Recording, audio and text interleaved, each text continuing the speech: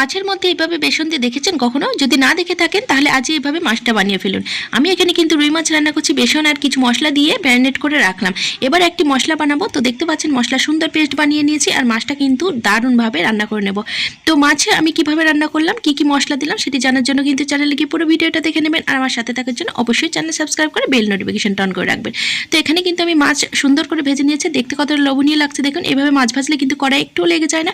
আর যারা মাছ ভাজা খেতে ভীষণ ভালোবাসে তারা এইভাবে মাছ ভেজে নেবেন। এটা খেতে কিন্তু অত্যন্ত সুস্বাদু হয়। তো এইভাবে আমি মাছের ভাজার পরে পেঁয়াজটা ভেজে নিলাম। তো পেঁয়াজের ভাজার পরে যে মশলাটা বানিয়েছিলাম সেই মশলাটা দিয়ে সুন্দর করে মশলা কষিয়ে নিলাম। তো মশলার মধ্যে আরও কিছু উপকরণ অ্যাড করে দিলাম আমি। তো এটা কিন্তু একদম নতুন ধরনের রান্না। তো বাঙালি রান্না মাছের ঝোল আলু দিয়ে, এতে সবাই খায়। রুই মাছের ঝোল বিভিন্ন রকমভাবে রান্না করেন আপনারা, তবে এইভাবে একদিন রান্না করে দেখুন।